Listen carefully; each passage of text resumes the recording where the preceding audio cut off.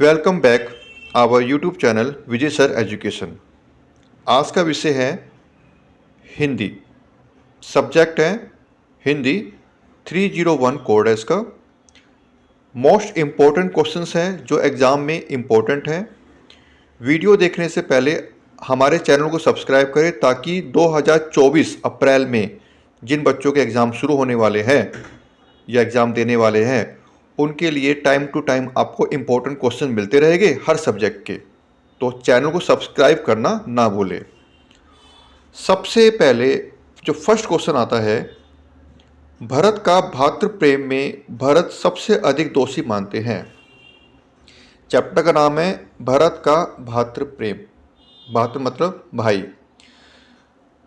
पहला स्वयं को, दूसरा कैकेयी को, तीसरा स्वयं के भाग्य को या दशरथ को। तो भरत जो है किसको दोषी मानते हैं? तो इसमें राइट आंसर जो है नोट कर लेंगे, इम्पोर्टेंट है या अपने माइंड में इसको याद कर लेंगे, वो है ग, स्वयं के भाग्य को। स्वयं के भाग्य को आंसर क्या है? स्वयं के भाग्य को। इसी प्रकार अगला क्वेश्चन है, परशुराम के उपदेश पाठ में जाति की लगन और व्यक्ति की धुन है। ध्यान से सुनेंगे, इंपॉर्टेंट क्वेश्चन है, बिल्कुल ध्यान से सुनना है आपको। एक एक दो बार इसको वीडियो को देखना है आपने, ताकि आंसर आपके माइंड पर टिप्स पे याद हो जाए आपको। परशुराम के उपदेश पाठ में जाति की लगन और व्यक्ति की धुन है। नंबर 1 पहला है वीरता, दूसरा है स्वतंत्रता, तीसरा है भीतरी गुण या फिर असिंघात। तो इसका जो राइट आंसर है वो है का, वीरता। तो याद रखना, परशुराम के उपदेश पाठ में लगन की व्यक्ति की जो धुन है वो है वीरता। तो इसी प्रकार से हम आगे बढ़ाएंगे क्वेश्चंस। क्वेश्चन नंबर 2, भरत का भातृ प्रेम में भरत के नेत्रों का सौंदर्य बताने के लिए किसका उपमान प्रयुक्त किया गया है? ध्यान से सुनेंगे। भरत का भातृ प्रेम में भरत के नेत्रों का सौंदर्य बताने के लिए किसका उपमान प्रयुक्त किया गया है? कमल का, जल का, नेह का या मुक्ता का? तो जो इसका आंसर है, राइट आंसर जो है वो है का, यानी का, कमल का। कमल आंसर क्या रहेगा? कमल।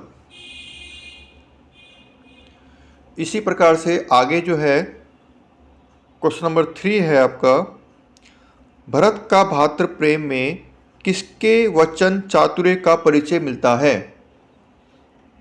किसके वचन चातुर्य का परिचय मिलता है? पहला है भरत, दूसरा है राम, तीसरा है वशिष्ठ या कैकेयी।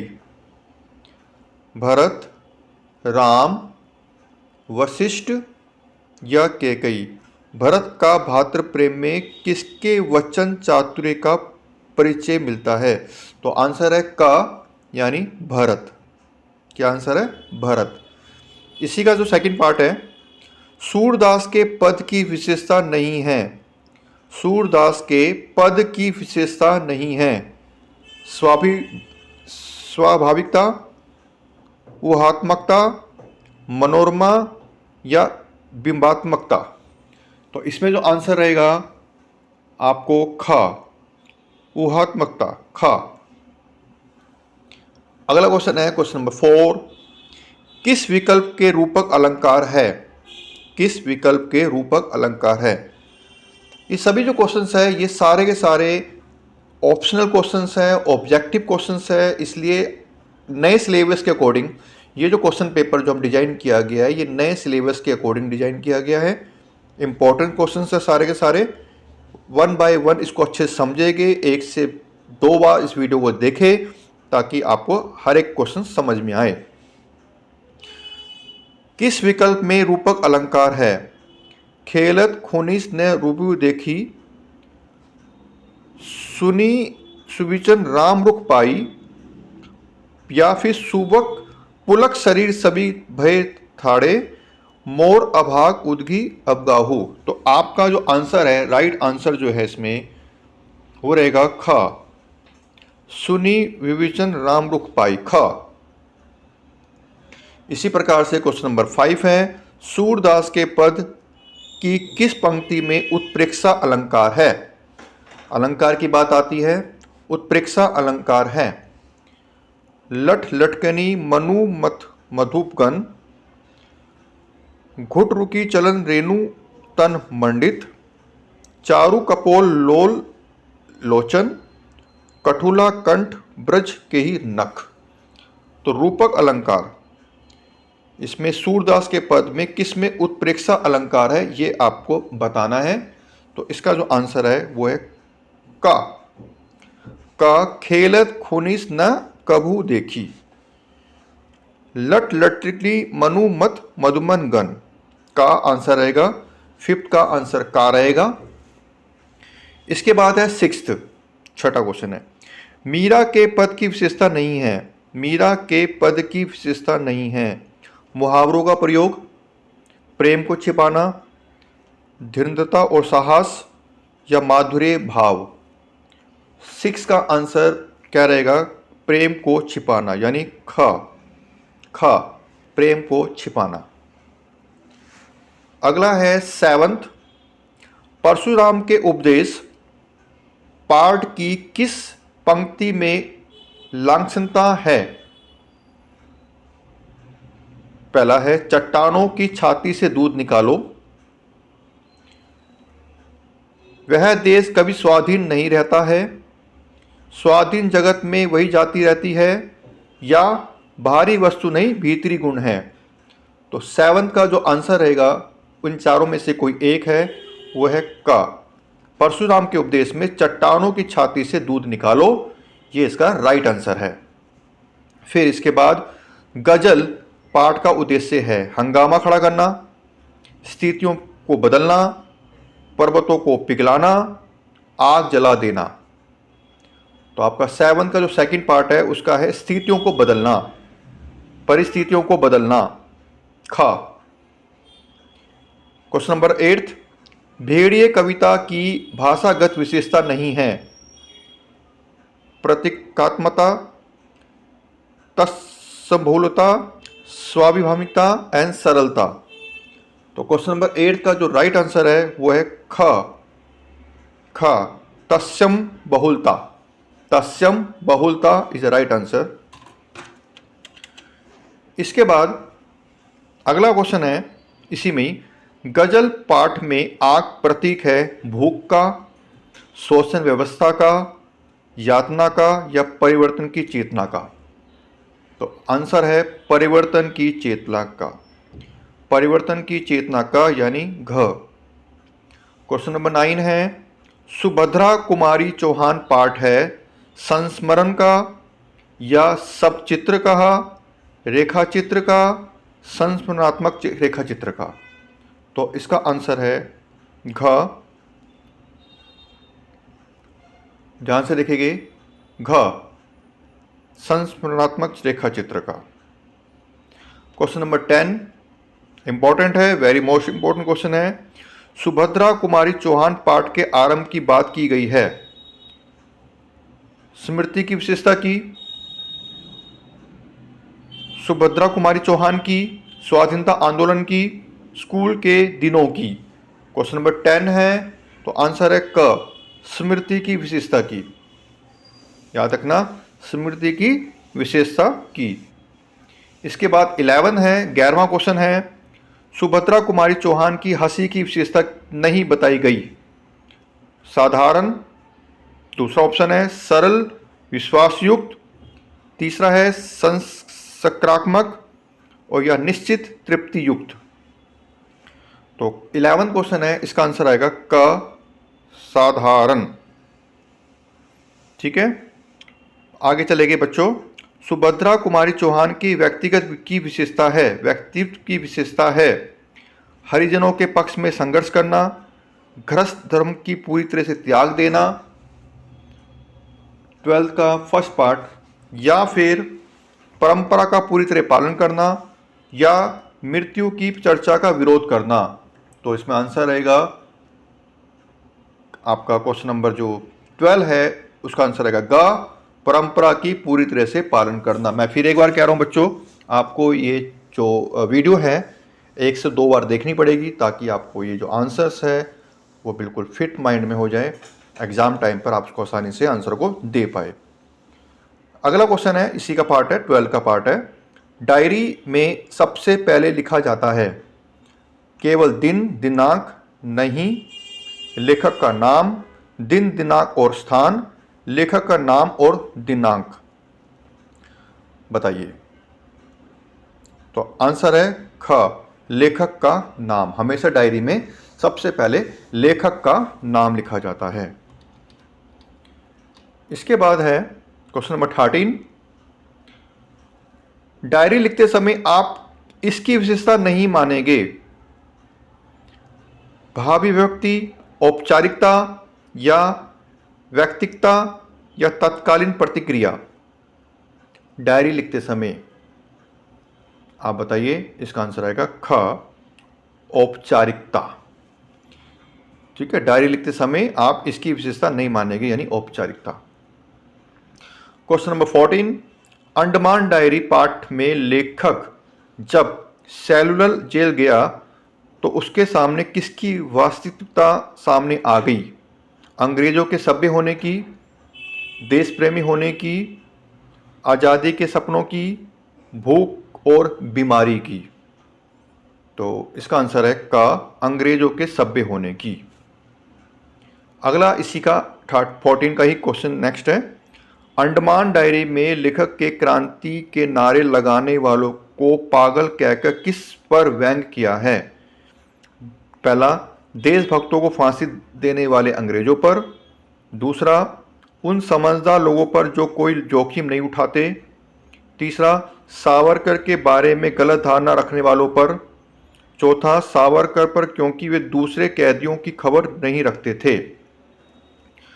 तो आपको बताना है राइट आंसर। तो इसमें है ख, उन समझदार लोगों पर जो कोई जोखिम नहीं उठाते थे। ठीक है, तो अगला है क्वेश्चन नंबर 15। अंडमान डायरी में काला पानी का अर्थ है। अंडमान डायरी में काला पानी का अर्थ है। पहला, वह स्थान जहां से लौटने की उम्मीद नहीं, या पोर्ट ब्लेयर में बहाए गए आंसू, मूंगिया पहाड़ी द्वीप, हरा नीला समुद्री पानी। तो 15 का है का, वह स्थान जहां से लौटने की कोई उम्मीद नहीं, उसे अंडमान डायरी में काला पानी बोला गया, जहां लौटने की कोई उम्मीद नहीं। रीढ़ की हड्डी पाठ में यथास्थिति का सर्वाधिक विरोध कौन सा पात्र करता है? प्रेमा, शंकर, उमा या फिर राम स्वरूप? तो है उमा, ग। अंडमान डायरी में लेखक ने समझदार लोगों के लिए कहा है कि वे चाय भी फूंक फूंक कर पीते हैं। आप इसकी जगह किस प्रचलित वाक्य का प्रयोग करेंगे? दूध भी फूंक फूंक कर पीते हैं, पानी भी फूंक फूंक कर पीते हैं, या छाछ भी फूंक फूंक पीते हैं, या हवा भी फूंक फूंक कर पीते हैं? 16 तो है छाछ भी फूंक फूंक कर पीते हैं, ग।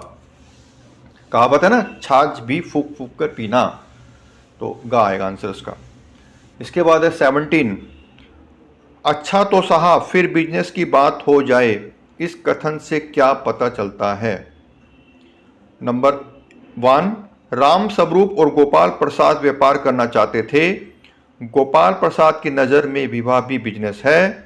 शंकर और उमा व्यापारी है, उमा बिजनेस करना चाहती थी।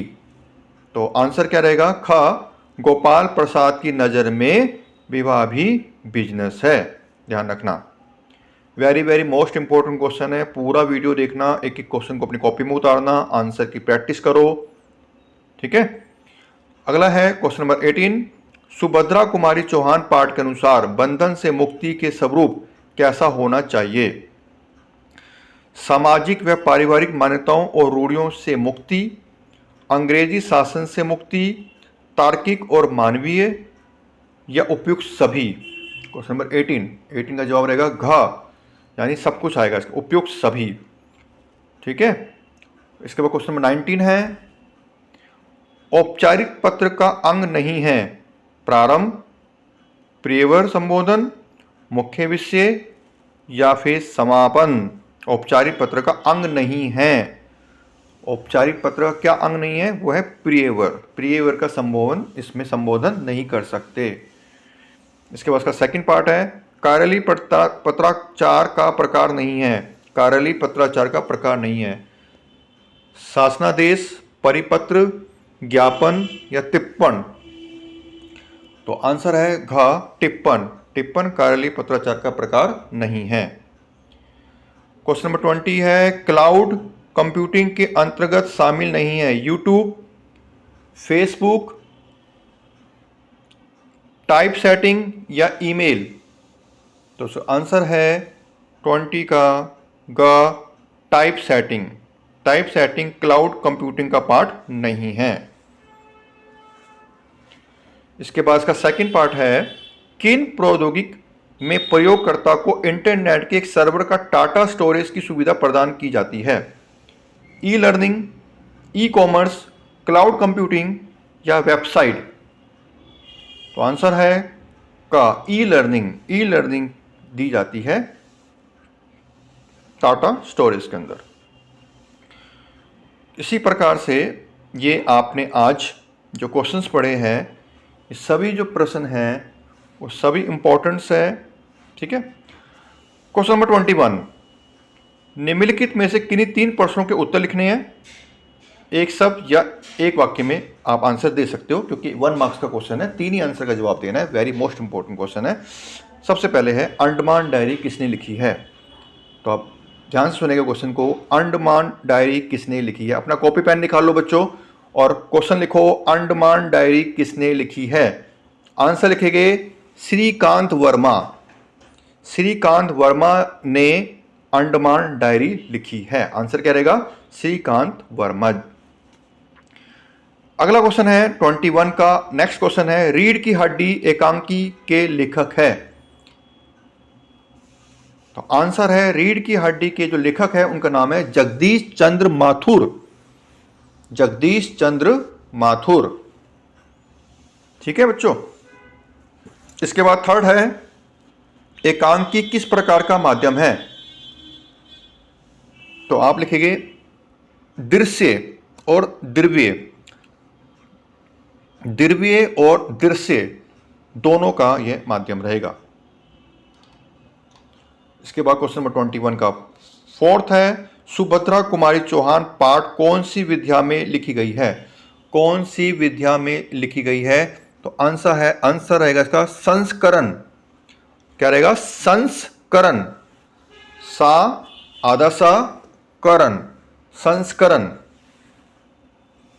इसके बाद 22 क्वेश्चन नंबर 22, निम्नलिखित में से किन्हीं 3 प्रश्नों के उत्तर सही गलत में दीजिए। चलो पहला क्वेश्चन है, अनुच्छेद लेखन में विषय केंद्रितता आवश्यक है। अनुच्छेद लेखन में विषय केंद्रितता आवश्यक है। आपको सही गलत में बताना है। तो सही है, इसका जवाब बिल्कुल सही है। सेकंड, रिपोर्ट में घटना का तथ्यपरक वर्णन नहीं होता है। रिपोर्ट में घटना का तथ्यपरक वर्णन नहीं होता है। गलत। आपको रिपोर्ट में तथ्य देने पड़ते हैं। तो आंसर क्या रहेगा इसका? गलत। परिपत्र कार्यालय पत्राचार का अंग है। सही। परिपत्र जो कार्यालय पत्राचार का अंग है। बंगाल गजट अखबार सन 1870 में निकला। गलत।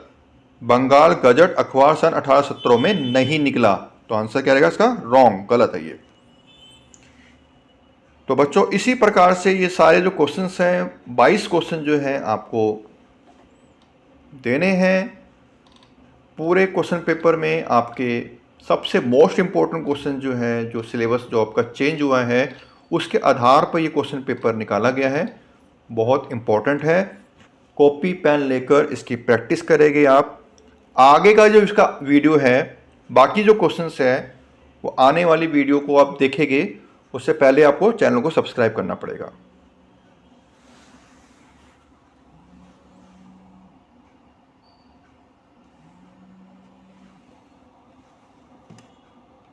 हेलो। हाँ बेटा, तबीयत ठीक है बेटा तेरी? हाँ ध्यान रख। ठीक है।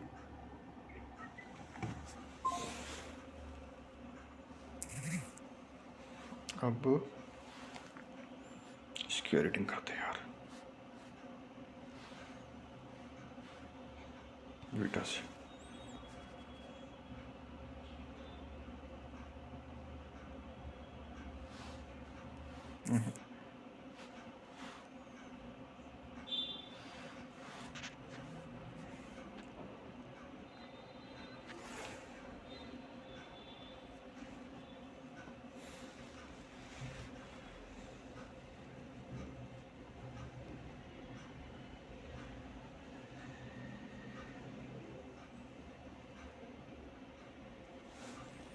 बीस 20 मिनट की वीडियो डालूंगा और 100 बच्चों ने भी देख ली तो 100 मिनट हो जाएगी।